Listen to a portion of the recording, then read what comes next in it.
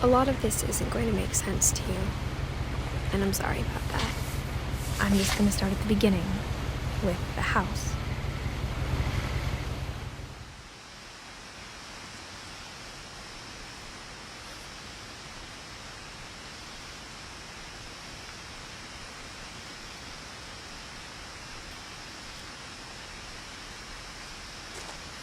Someone had put up a chain link fence, but it looked like I wasn't the first person to hop it.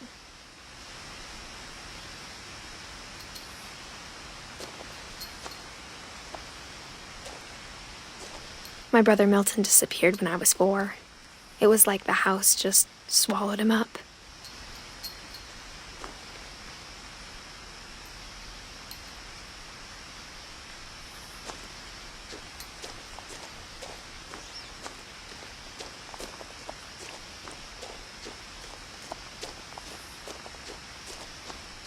I lived here until I was 11, but I wasn't allowed inside half the rooms.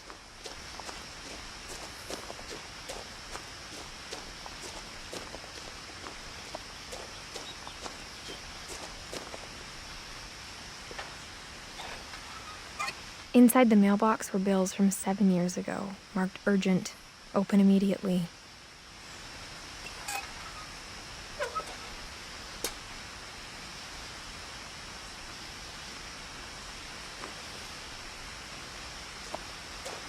I hadn't been back since my brother Lewis's funeral.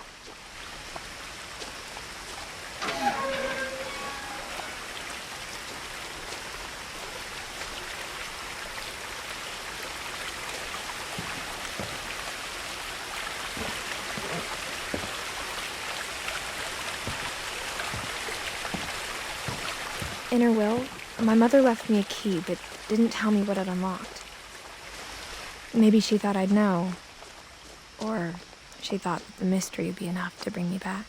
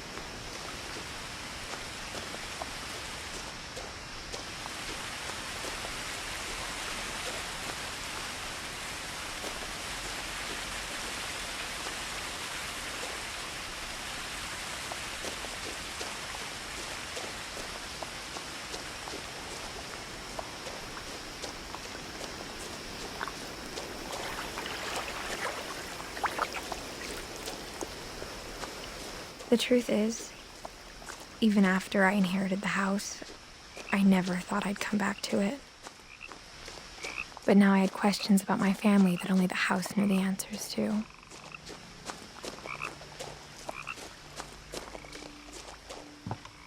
The woods around the house have always been uncomfortably silent, as if they're about to say something but never do.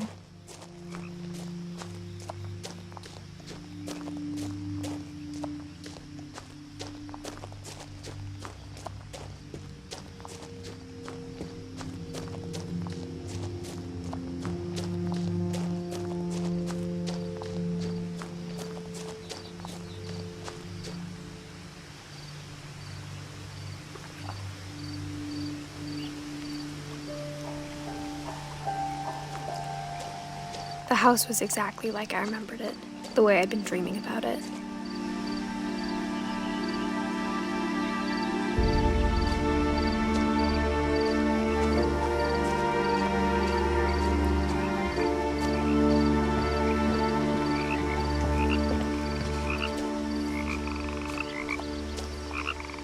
I asked Edie once about the dragon in the pond. She said it had killed her husband.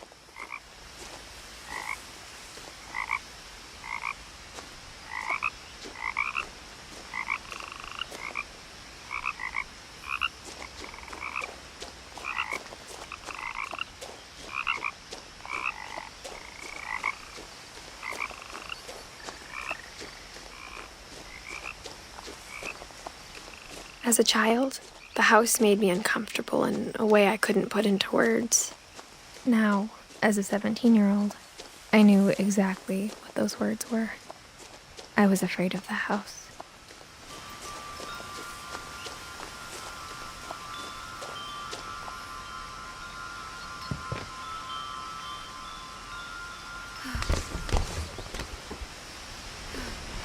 Crawling through the doggy door used to be a lot easier when I was 11. The power had been turned off the night we left.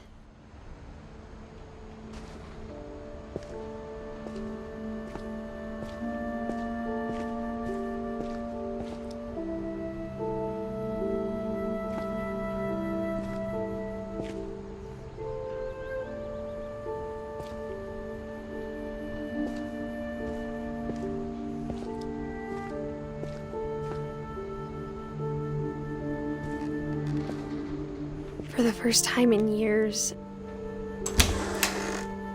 I felt like I was home.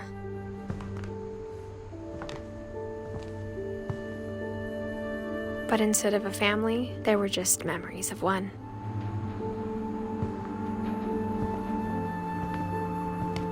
Like how after Louis started working at the cannery, we all got sick of eating salmon, except our cat, Molly.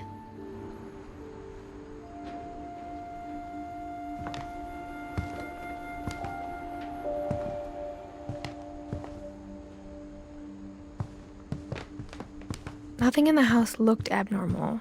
There was just too much of it, like a smile with too many teeth.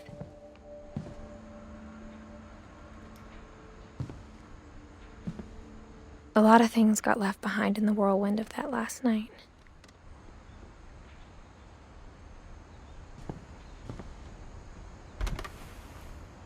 Edie told me once that every Finch who ever lived is buried somewhere in the library.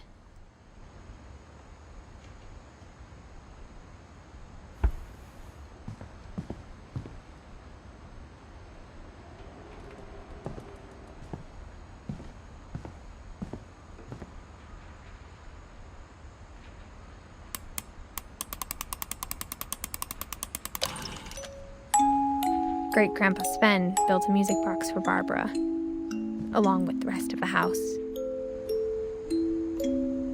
Mom always told me to stay out of the basement, so I wasn't too surprised when the key didn't fit.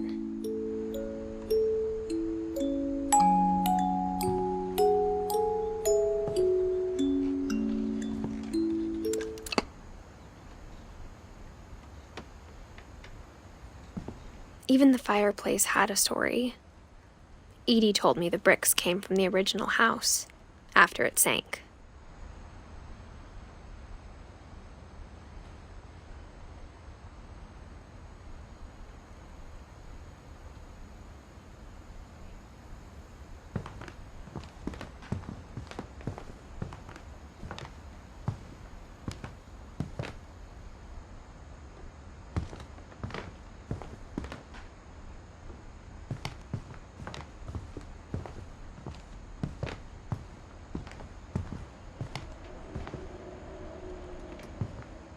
The table was still a wreck from the night we left. It was like a bomb had gone off. My mom was the only one of us who could imagine Great-Grandma Edie living in a nursing home.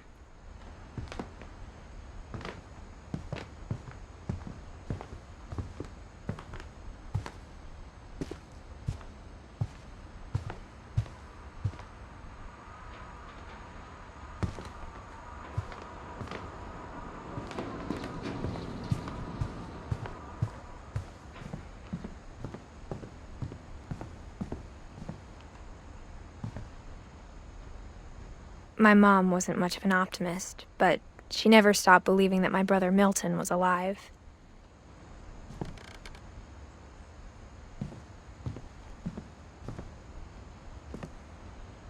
After Milton disappeared, Mom sealed up all the bedrooms. Then Edie retaliated and drilled peepholes.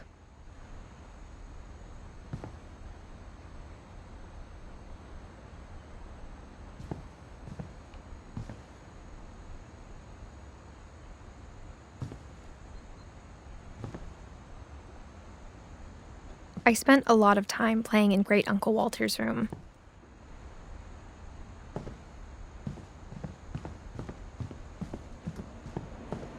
I think my mom sometimes regretted not sealing it up. Lewis told me there were secret passages, but I never believed him.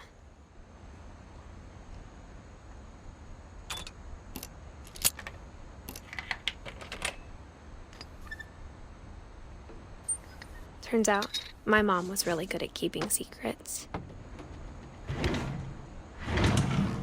Now it was time to find out what my mom had been afraid of.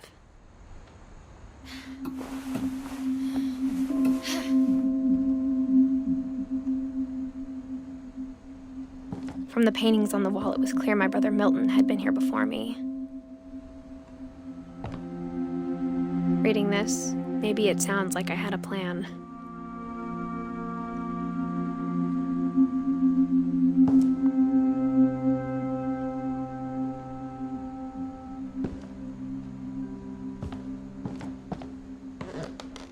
But I had no idea what was behind that door.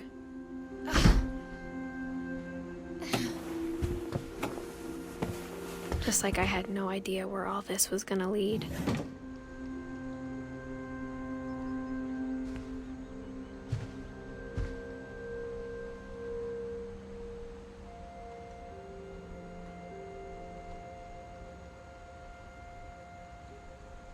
I grew up looking at Molly's room through the peephole. Molly's gerbil had a tiny bedroom with its own even tinier gerbil cage.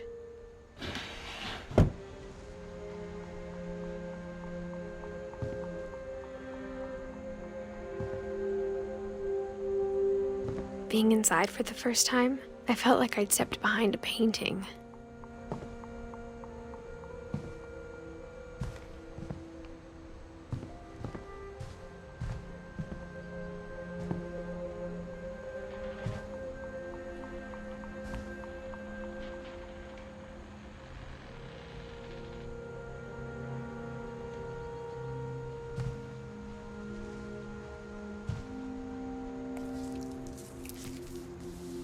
December 13th, 1947.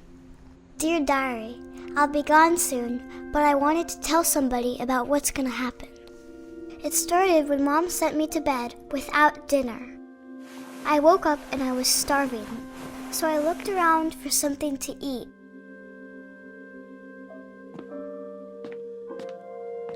The gerbil food was dry, but I didn't mind it.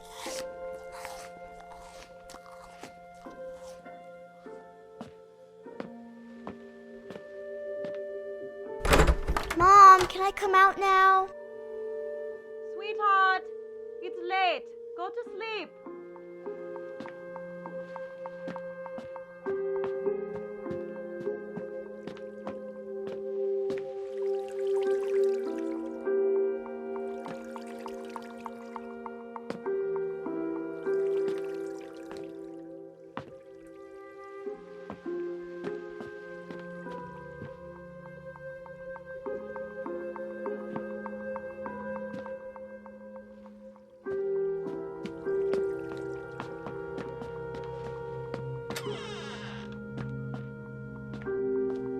I kept eating and eating.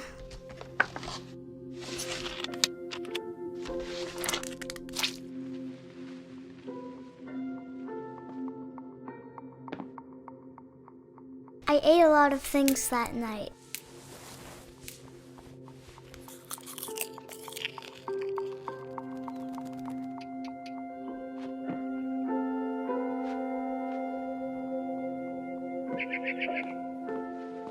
Then I heard chirping outside my window. It was a barn swallow going back to her nest. I reached out for her.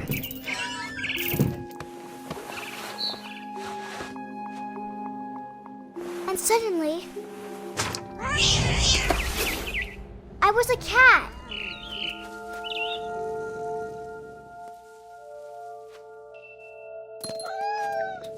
I tried to be quiet, but the bird was really scared.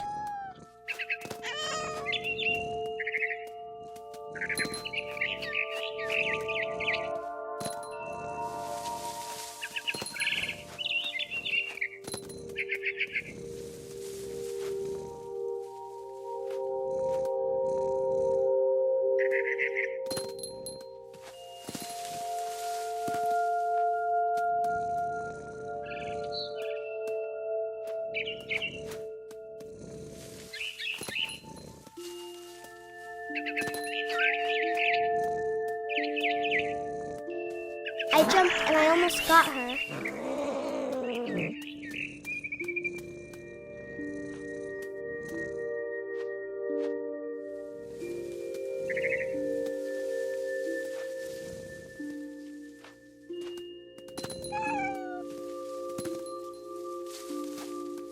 I could tell she was getting really tired.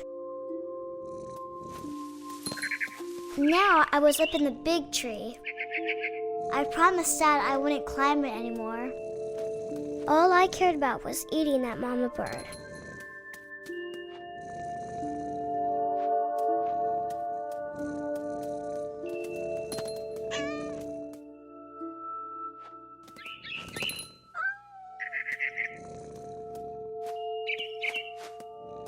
I gobbled her up. And suddenly, I was an owl. First, all I heard was the wind. Then I heard little teeth nibbling in the grass.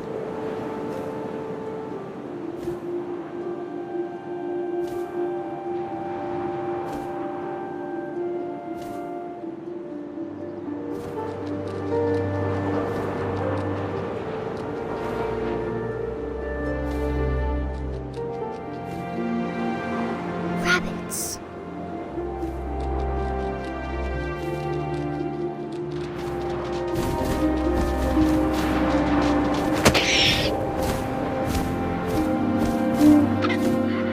His face looking up and seeing mine through my talons. I swallowed him up, and I didn't chew one bit. Then I flew off to find something bigger.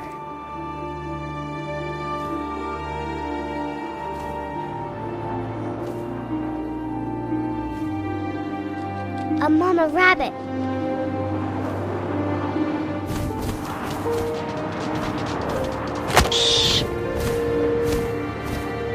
She was almost too big to carry. I started choking, but I couldn't stop eating. And suddenly, I was a shark!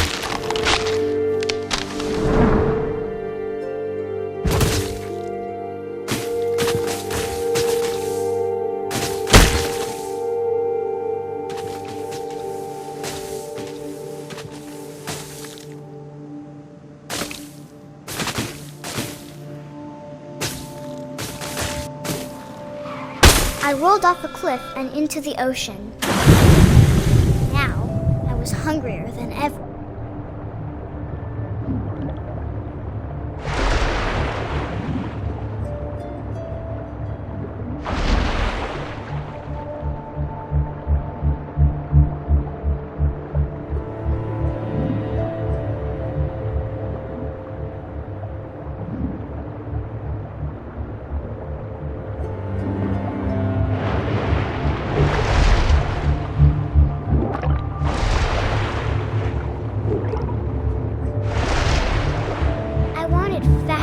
Juicy seeds.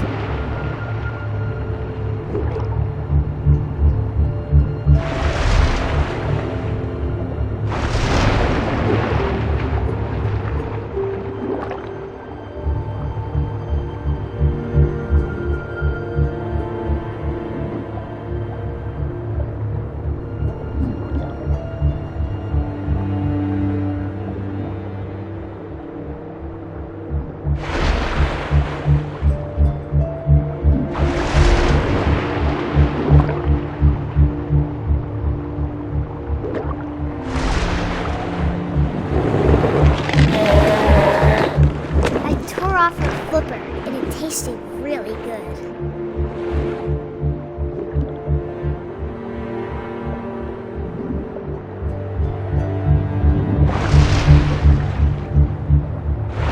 Grabbed on tight. But I was so hungry, I jumped out of the water. When I opened my eyes, everything had changed.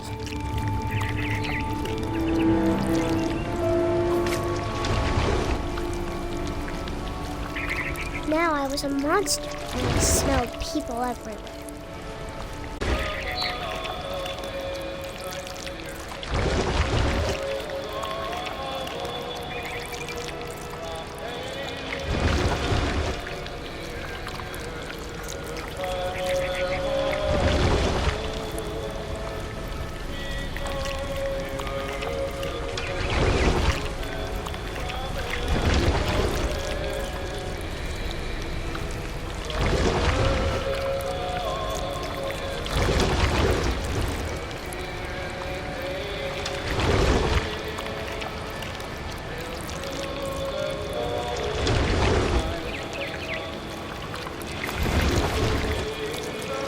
I was big, but I moved real quiet.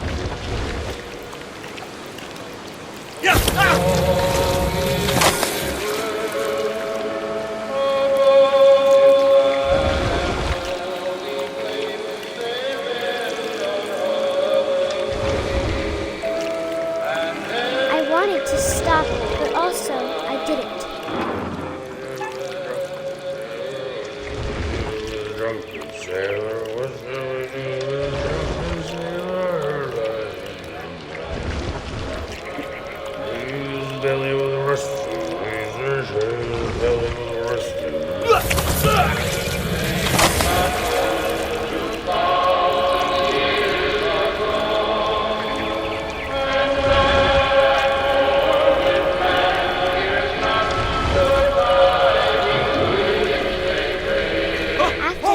Passenger, I was still hungry, and across the water I smelled something new, something I had to have, so I swam towards it.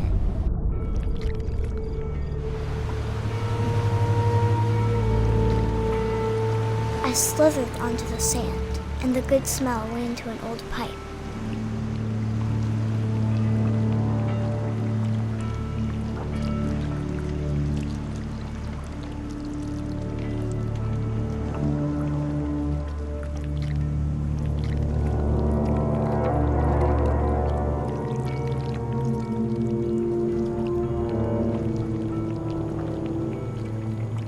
I got closer and closer.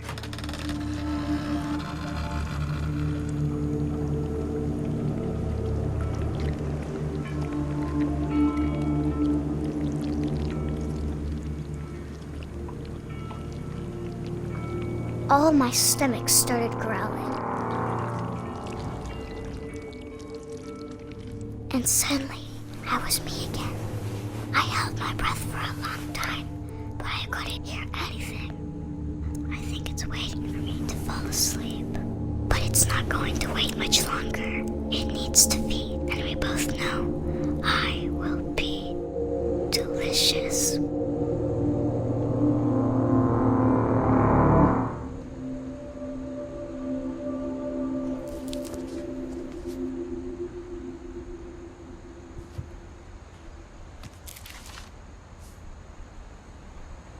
I'm not sure if I believed all of that, but I'm sure Edie would have.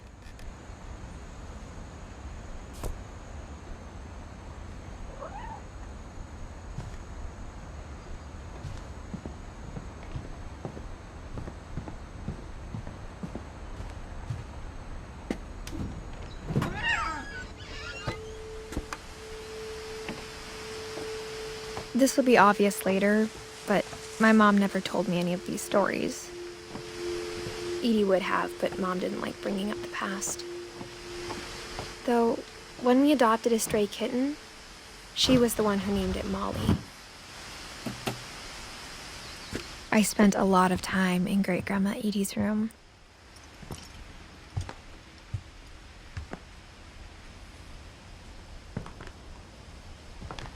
One summer, they evacuated the island, but Edie refused to go. For a few weeks, she was a celebrity. I hadn't thought of myself as Edith Jr. for a long, long time. Edie gave a big interview about a mole man living under the Finch house. My mom was furious. Louis died a week before we left, but Edie had already started to memorialize him. Her room was like a museum. For 500 years, the Finches have been famous throughout Norway for their fortune and misfortune. Odin Finch buries the latest victims of the family curse, his wife Ingeborg. On January 7th, 1937, he set sail with his family and his house, hoping to leave the curse behind. But 40-foot waves off the coast of Washington send the house and Odin to the bottom of the sea. Odin's daughter Edie, with husband Sven and baby Molly, step ashore on their new home, Orcas Island. Odin Finch is the first to be buried in the new family cemetery. His daughter Edie is already dreaming of a new Finch house.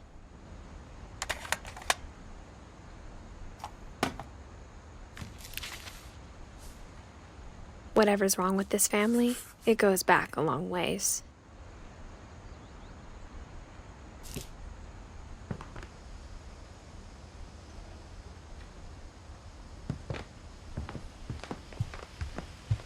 When Edie told people Sven was killed by a dragon, she could also have said he was building a dragon-shaped slide that collapsed.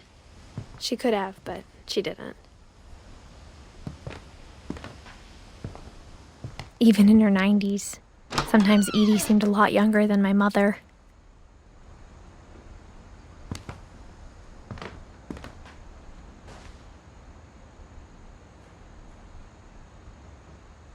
The only trace Grandpa Sam's first wife Kay left on the house was the pink bathroom. It was a pretty big trace.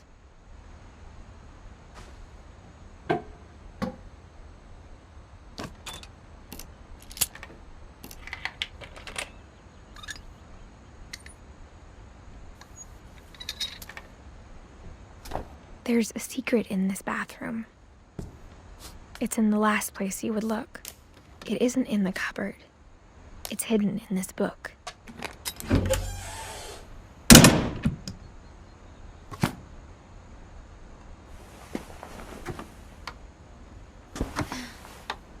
Sven gave Sam an old camera he'd refurbished. He never put it down.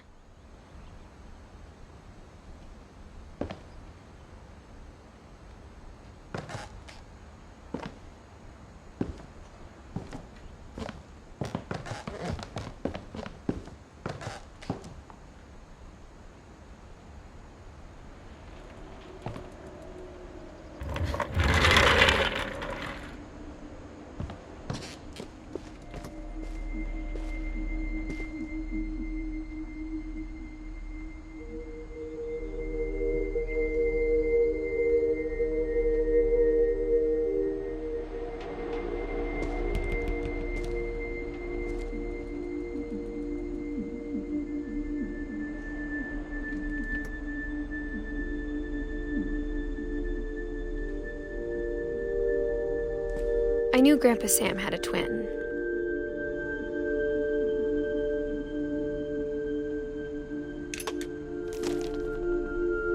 And that he never talked about him.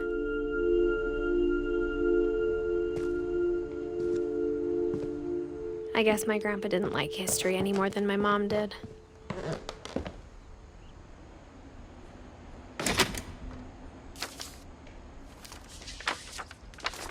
How I Want to Remember My Brother by Sam Finch. The thing I remember is that when he made up his mind, that was it.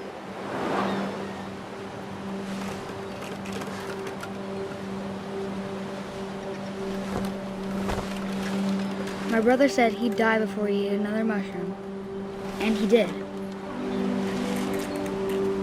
At Barbara's funeral, we swore we'd never be afraid again. And he wasn't. I think Calvin always wanted to fly. Sam! Calvin! Dinner's ready! Coming! But that day, he finally made up his mind to do it. I told him going around was impossible. Maybe if I hadn't said that, Calvin! I'm not gonna tell you again! maybe if the wind hadn't picked up, then maybe he'd still be here. But I doubt it. I think he'd already made up his mind.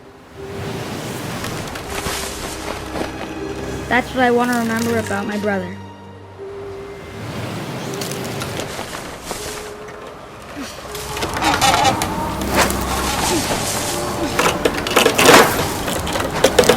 The day he made up his mind to fly. And he did.